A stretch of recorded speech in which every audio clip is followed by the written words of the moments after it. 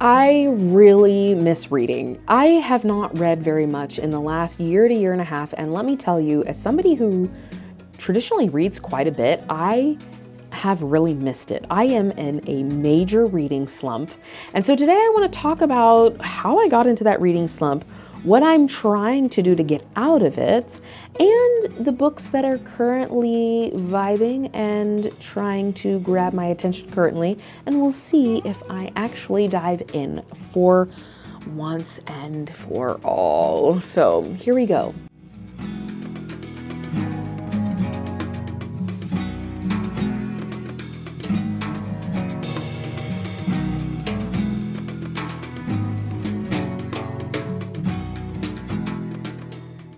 Hello friend and fellow adventurer, my name is Kayla. I am a multi-passionate creative doing all the things and documenting my messy middle so you don't feel so alone in yours.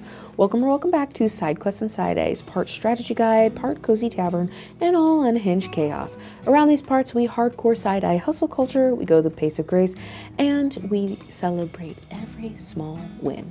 Yes, showering does count. Okay, so I went from reading between 50 and 75 books a year to reading maybe one or half a book last year. Part of that is because I got pregnant unexpectedly, and that took a lot of therapy to process that.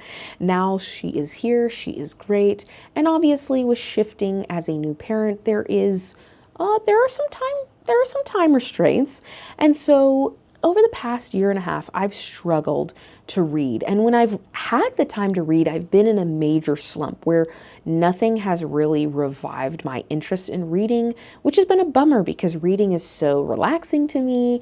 I love escaping into different worlds. My favorite genres are generally fantasy. I love sci-fi. I also love horror, scary books, but I've also recognized now having a child, some of those books I cannot read anymore because, I don't know, my postpartum anxiety was on another level for the first month or so. So those were putting undue fear into my mind. So I have not been reading much of those. I also really enjoy thrillers or mysteries, but yet again have struggled to really get into anything. I haven't been able to really get past the first chapter in anything without feeling like, you know what, this doesn't sound interesting to me at all. Young adult fantasy, new adult fantasy, and romantasy can often be, and romance can often be palate cleansers for me because they don't require a lot of deep thinking, and that is not an attack in any way. It's just they're predictable, they're fast paced.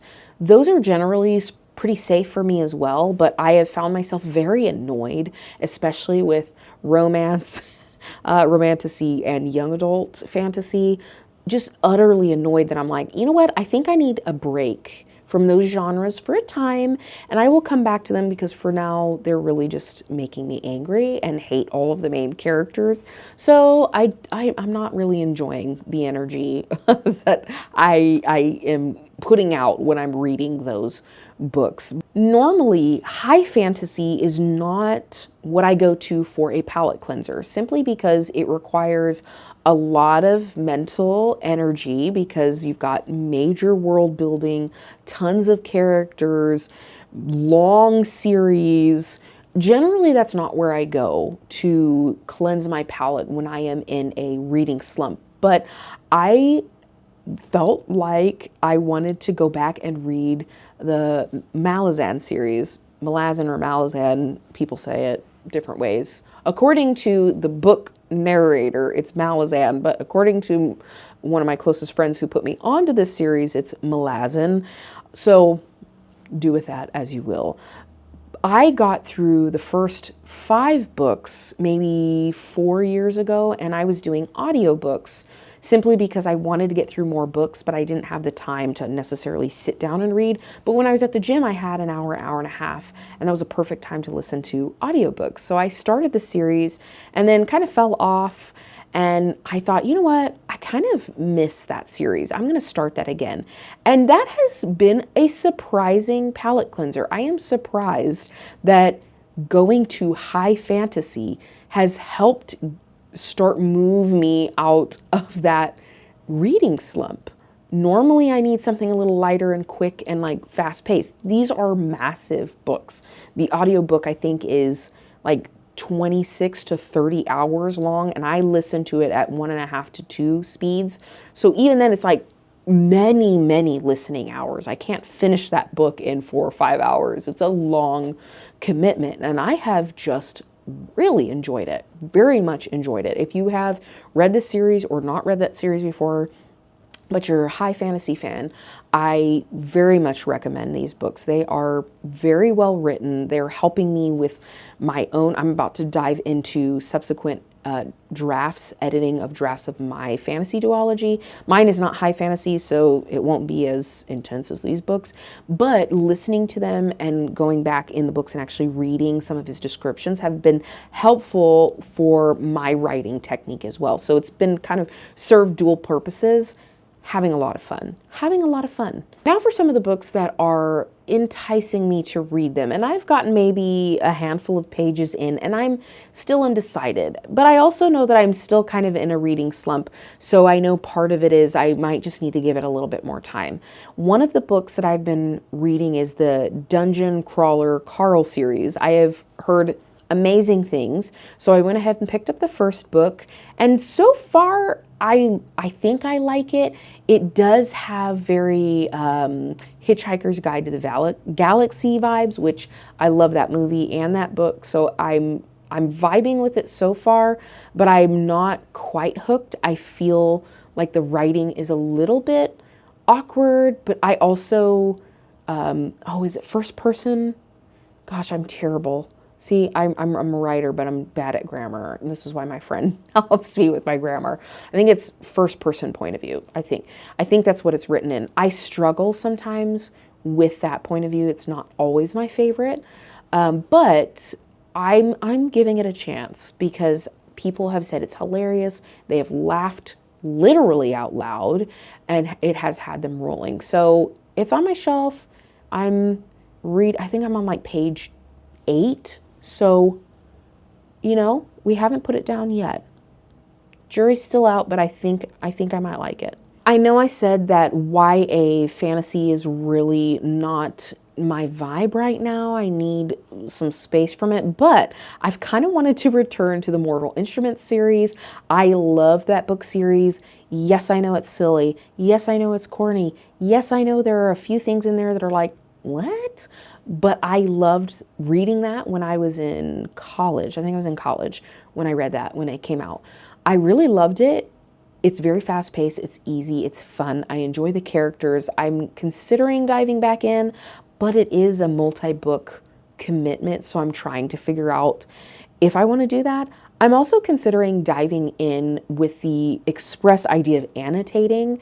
I've never annotated a book, but I kind of want to try it, see if it'll give me, kind of like get me out of that rut, because I'm paying more attention and I'm focusing on reading kind of for the purpose of documenting my experience a little bit more specifically. So I'm thinking about that, but I've never written in my book, so I might, I know this is silly, but I might actually buy a second copy to annotate, because they always have these copies over at the thrift bookstore that I go to. So that one's also on there. We'll see. There's another series that I love. It's a fantasy series. It's not as well known. It's called the Mirror Visitor series. I think I have it up here over here. Anyways, loved, I think it's a trilogy. No, it's 4 books. It's 4 books and I love it. It is translated from French, so it's a different pace. It's a little bit slower, but I loved those books. So I'm considering diving into those. It's by Christelle Dabos. I think I said that right, might be wrong, but I really enjoyed that series. I'm thinking about diving back into it, but again, it's a 4-book commitment. So I'm wondering if that's not great for me being in a reading slump, or if I should get some kind of like quicker reads to get that dopamine hit to keep going.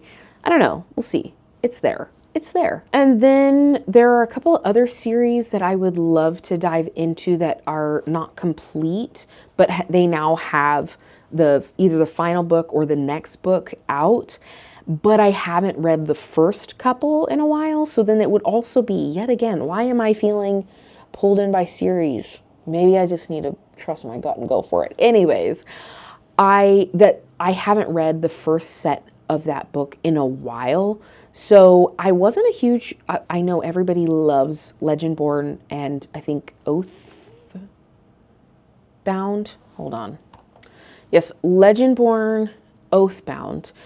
People loved this series, and I actually did not enjoy it very much, but I'm wondering how much of that is because I got to the point where I got really tired of young adult fantasy, and so I just was annoyed in general with the genre. So I'm wondering, I'd like to give it another shot because it had nothing to do with her writing. Like, I think the story was very interesting.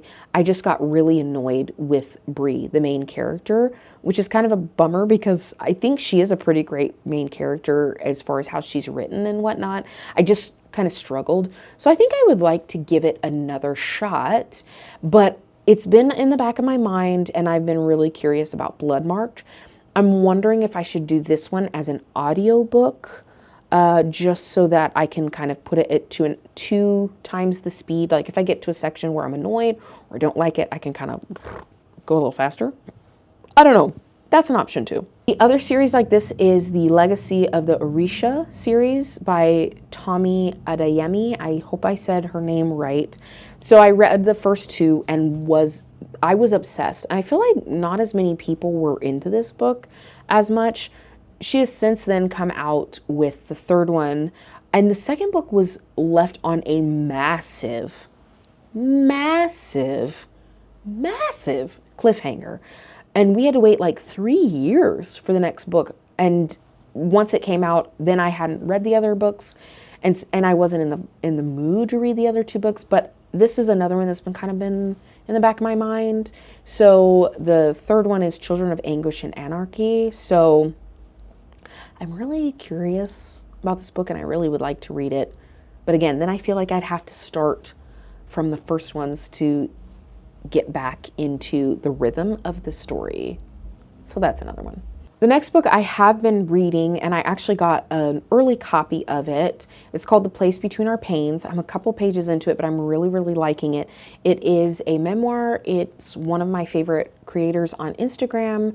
Her name is KJ Ramsey. She is somebody who struggles with a lot of chronic pain, a lot of chronic illnesses. She has been in and out of the hospital for a long time. One of my best friends who did pass away in January, I would send her words, KJ Ramsey's words, to my friend Mandy because she's so, she wrote about pain and suffering and faith and the intersection of those things so beautifully and in such a way that was so profound.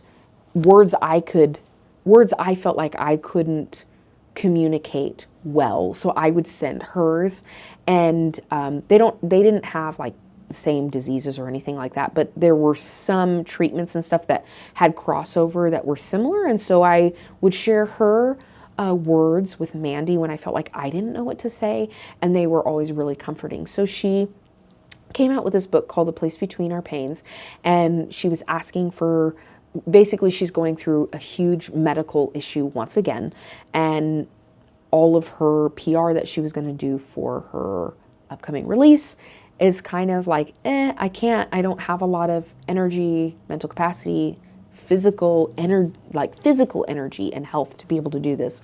So if there's anybody who's willing to help, like read art copies, get that out there, I would love that. And so obviously I signed up because I'm doing it for my friend Mandy, and I'm reading very slow. I wish I could have read this faster so I could get ahead before her actual release date. I think it's been released for like 1 or 2 weeks now. But I'm going to do a whole video dedicated to this one. I'm usually not a nonfiction person, but I love her writing. It is amazing, and I feel like she so clearly communicates a lot of my own struggles with my faith. My faith is still very important to me. The language that often happens within faith communities around pain and suffering and kind of glosses over it and like, oh, you know, it's not that big of a deal and God is still good. And she really moves into those spaces, that tension of where do we find joy? Where do we find beauty in the middle of the things that are really hard and really ugly and really painful? And how do we not just gloss over it with spiritual bypassing and really allow faith to do what faith is there, is to help carry us through the hard times. So I want to finish this book. I definitely want to annotate this book. I think I was maybe half a page in and was ready to like highlight and write notes. So I was like, okay, I need to stop and get ready to annotate this because there are going to be way too many quotes, way too many good things. I need to mark this book up. So this is going to be a book that I actually mark up, which is hard for me because normally I'm not somebody who likes to mark up my book. However, I would like to become somebody who's a little bit more of an annotator and put a little bit more of myself in my books. So that one is also one that I'm reading. Those are the books that are kind of calling my attention right now. If you have any suggestions, I will take them. I'm not a fan of historical fiction. I'm not really a huge fan. I'm willing to listen to your suggestions, but I'm not a huge fan. Like I said, I kind of need a break from YA fiction, aside from the ones that I obviously communicated in here, but it's more because it's a series and I want to finish the series more than it's YA fiction. So no more YA fiction probably for me. But if you've got anything else out there that you've really loved, a book that really helped you get out of your reading slump, I would love to hear your suggestions. I would love to hear your suggestions. Anyways, that's the end of the video, and we are at my favorite part where I like to say, if you have not heard this recently, or maybe you haven't heard this at all, I would like you to know that I am proud of you and your life is worth getting back up for. See you, friend. Bye.